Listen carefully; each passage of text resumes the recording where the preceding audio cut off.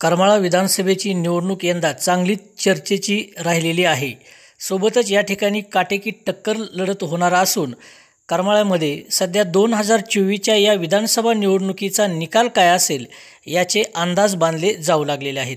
दरम्यान 2024च्या निकालाचा अंदाज बांधला जात असताना 1999 आणि 2014 रोजी झालेल्या विधानसभा निवडणुकीच्या निकालाची ही चर्चा मतदारसंघामध्ये जोर धरू लागलेली आहे. करमाळा येथील विधानसभा निवडणूक चांगलीच चुरशीची होत असल्याचे चित्र दिसून येत आहे. आमदार कोण होणार हा मुद्दा चर्चेत आलाय. निवडणुकीच्या निकालाचा अंदाज बांधणेही सुरू झाले असताना यापूर्वीच्या 1999 आणि 2014च्या विधानसभा निवडणुकीच्या निकालाची चर्चाही आता पुन्हा एकदा नव्याने होऊ लागल्याचे दिसून येत आहे. गेल्या काही विधानसभा निवडणुकांचा आढावा घेतला तर करमाळा विधानसभा मतदारसंघामध्ये नेहमीच काटेकी टक्कर लढत होत असल्याचे समोर आलेले आहे. यावेळीही तशाच प्रकारची निवडणूक होत असून या निवडणुकीत विजयी कोण होणार आणि विजयातील अंतर हे किती मतांचे असणार हा विषय सध्या गावोगावी चर्चेचा विषय बनला आहे. निकालाचा अंदाज काढण्यासाठी मागील काही निवडणुकांचा अभ्यास केला जात असून प्रामुख्याने 1999 आणि 2014च्या विधानसभा निवडणुकीची चर्चा सर्वाधिक होऊ लागलेली आहे. 1999 साली झालेल्या विधानसभा निवडणुकीमध्ये तत्कालीन विद्यमान आमदार दिगंबरराव बागल, माजी आमदार जयवंतराव जगताप आणि नारायण पाटील या तिघांमध्ये लढत झालेली होती. त्यावेळी अपक्ष निवडणूक लढविणारे बागल हे 43,787 मते घेऊन विजयी झाले होते. त्यांनी काँग्रेसकडून निवडणूक लढविणारे 43,106 मते घेणारे जगताप यांचा चुरशीच्या लढतीत अवघ्या 681 मतांनी पराभव केला होता. त्यावेळी राष्ट्रवादी काँग्रेस पार्टीकडून निवडणूक रिंगणात असणारे नारायण पाटील यांना 12,507 इतकी मते मिळाली होती. तिरंगी लढत झालेल्या त्या निवडणुकीत बागल आणि जगताप यांच्यात अत्यंत जोरदार अशी लढत झाली होती. त्यावेळी विजयाचे अंतर हे अवघे 681 मते इतकेच राहिले होते.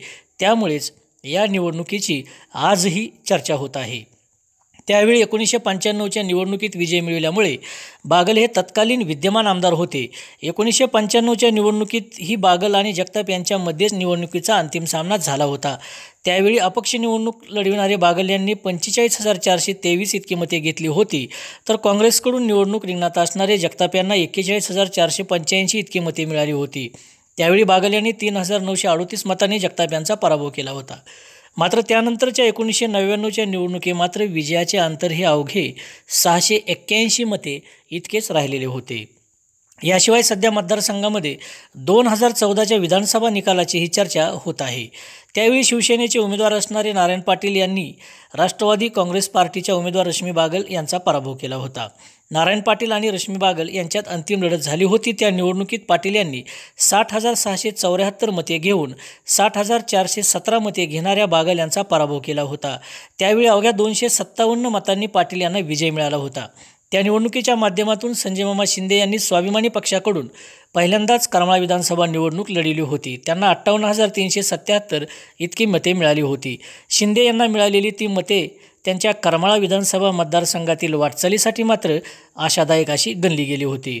2014च्या निकालानंतर बागल यांच्या पराभवाची जास्त चर्चा झाली होती. 2009मध्ये माजी मंत्री दिवंगत दिगंबरराव बागल यांच्या पत्नी रश्मी बागल यांच्या आई श्यामलताई बागल यांनी राष्ट्रवादी काँग्रेस पार्टीकडून निवडणूक लढविताना 27,817 मतांनी जनसुराज्य शक्तीकडून निवडणूक रिंगणात असणारे नारायण पाटील यांचा पराभव केला होता.